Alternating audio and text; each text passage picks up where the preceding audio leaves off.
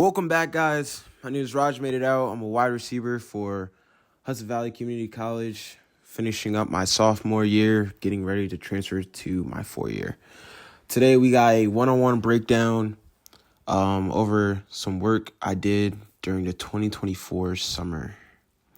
We got 5 routes I'm breaking down. I just want to make a disclaimer that please do not shun upon any of these DBs. These are all hardworking college DBs, and I just want to show you guys some reps where I've won and show you guys some plans that you can create when you're running your routes, some choices you can make when you're running your routes, and what you could do to basically improve and get better, and things you can work on when deciding to run your routes and having a plan when you come to the line.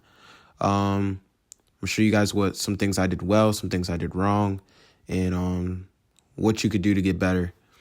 If you guys can please leave a like, subscribe to boost this channel to get more exposure out to not only myself but to other people, so that people can see and understand the game of football and ways of becoming a better wide receiver, a better athlete, and just other areas.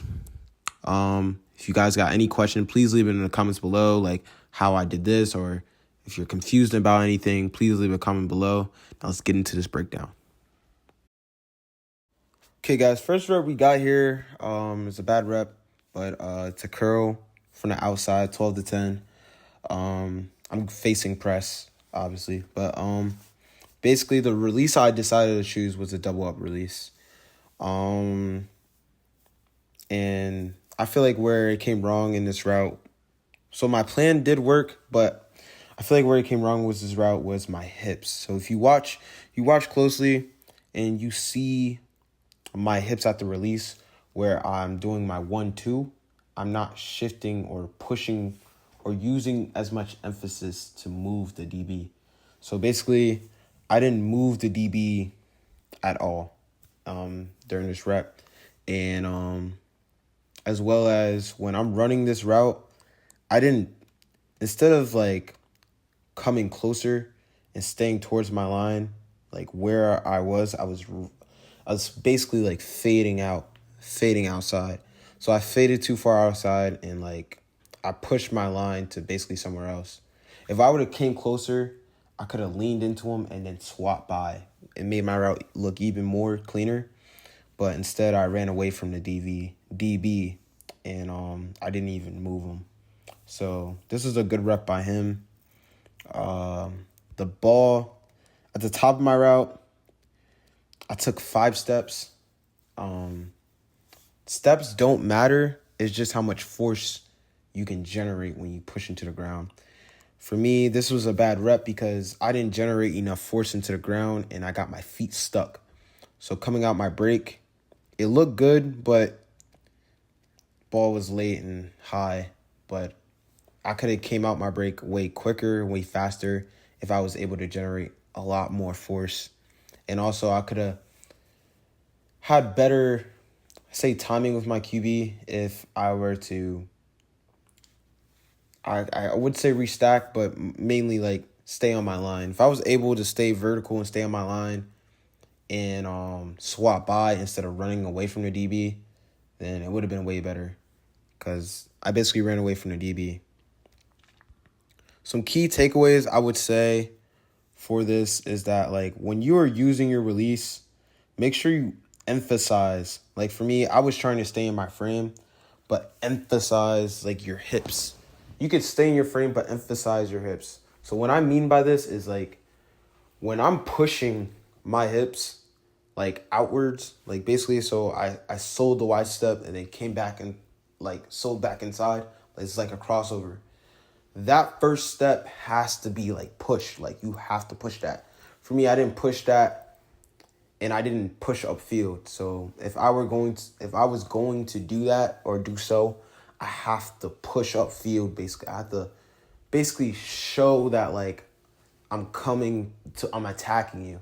Basically, is what I'm saying, and I feel like I didn't emphasize that enough at all.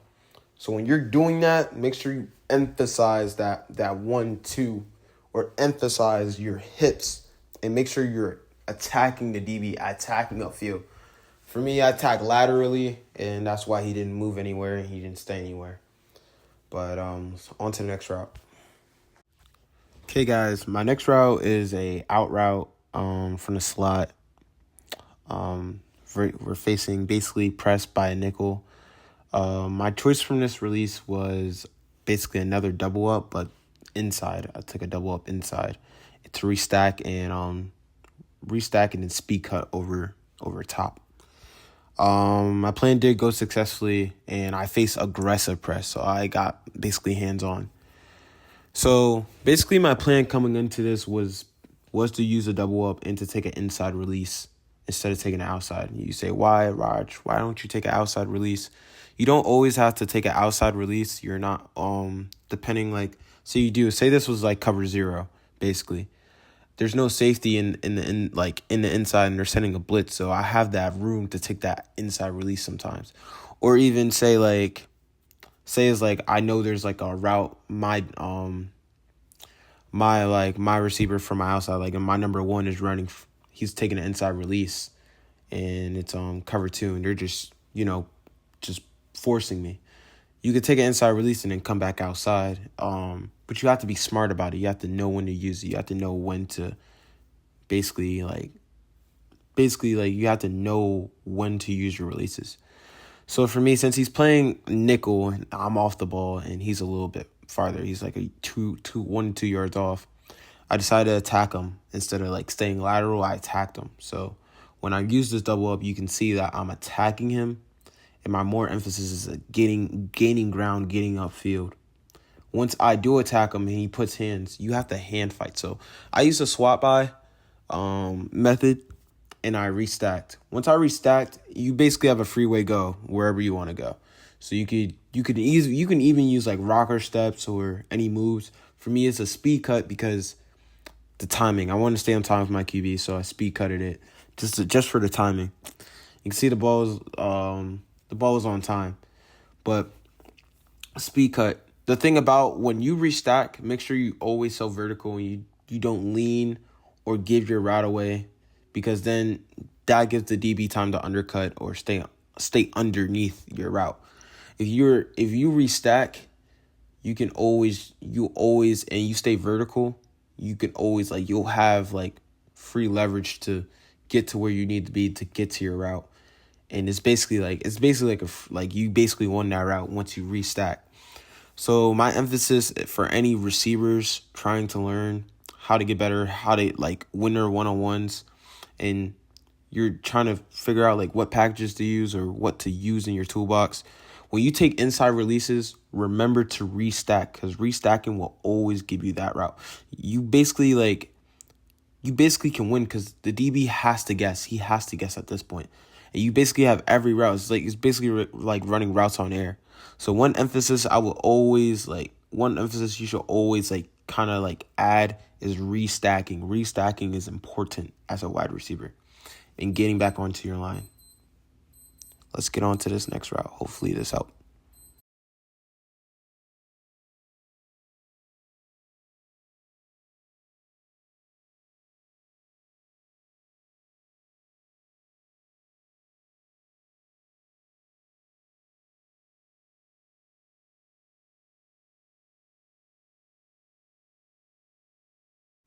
Okay, guys, my next route is a post from the slot. I'm shorter, so I usually work more in the slot, but I'm facing off-man coverage, outside leverage. And the way I ran this route, so my plan was to change the tempo. So I sold vertical for my first 3 steps, and then I changed the tempo. So I hit a skip release, and then it kind of fast forward back to me selling vertical. So skip, change the tempo, and then attack. My aiming point when I was attacking the outside leverage. So I wanted him to step outside more so I can just create that space back inside. And I kept kind of nodding towards the outside. So when I changed the tempo, it lured him to sleep, thinking I was going to skip, slot fade it. And that's kind of where I wanted him to go. I wanted him to kind of slow down, stop his feet, and also shuffle or basically weave outside. Because I was kind of I don't know the word, but kind of mindlessly taking that leverage basically from him. Um, when I change the tempo, or when you change the tempo, you have to know your timing and basically also your read. If I were to do this, like say I were to use a skip release, this for me would be like a play action. If I were to use this in a game situation, if I were to use this in a game, this would mainly be for play action because you need to give your QB time to like basically like do his drop and get his read out. And this is like perfect time for me like to work on like, something basically to take time, but not take too much time. One thing as well is like I didn't take all day. So if you watch this, like as I sprint and then I skip and then I go back to a sprint to sell like I'm going for that slot fade. So like that skip was just quick. It was quick. It was changing the tempo, changing the pace, but it was still quick. I didn't like skip and like walk or high knee or anything. Like I just took my time, but I still kept it fast because I knew you also gotta realize the QB has to get the ball out. So this is one good way for you to like work a release or like kind of work something if you have like a play action or like you're like a third or second read, like you're not the first read, you're like a later read, and you know what I'm saying, you're getting the ball, or you know what I'm saying, or you're facing this coverage and you have to run a post or even a glance. Let's get on to the next route.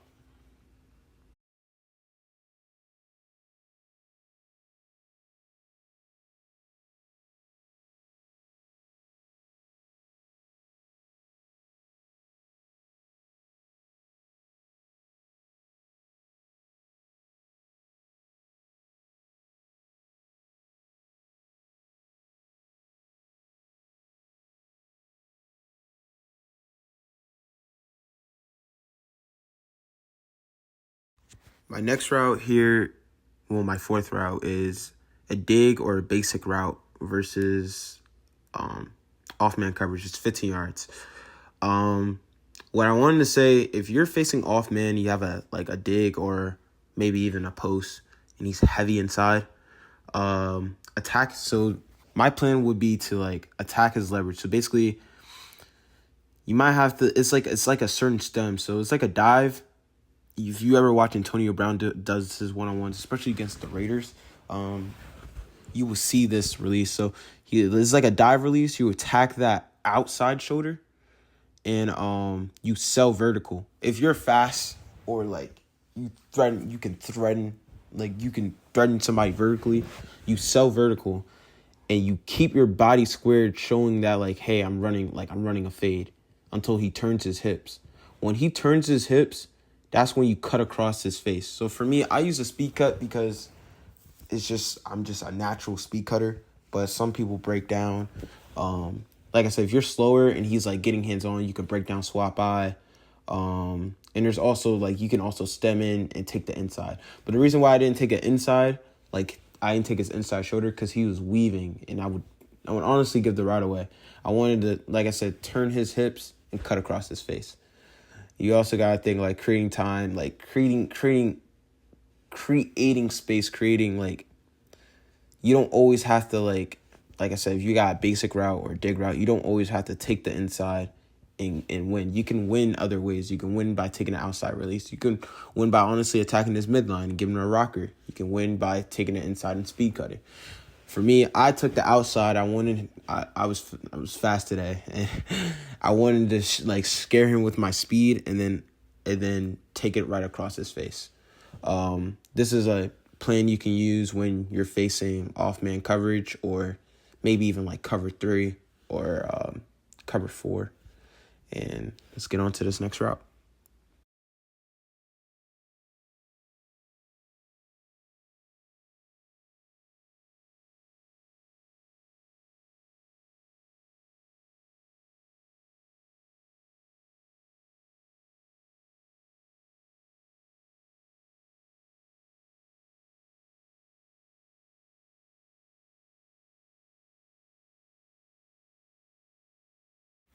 All right, so for this last rep, this is a great rep on the DB, bad rep by me. This whole route was basically my fault. First off, if you look at my stance, I'm wobbling at the start, so like I wasn't fully in my stance. I didn't put enough weight on my front foot. But on the release, instead of attacking lateral, I attacked vertical. When I attacked vertical, I attacked his inside shoulder, and I went back outside. Basically right now I'm in his blind spot, and what I should have done, I shouldn't, like, my problem was running away from the DB. Did the same thing in the curl, did the same thing on this comeback. So running away from the DB basically gave away my route. If I would have stayed tight, it would have sold my route even more if I would have stayed tighter.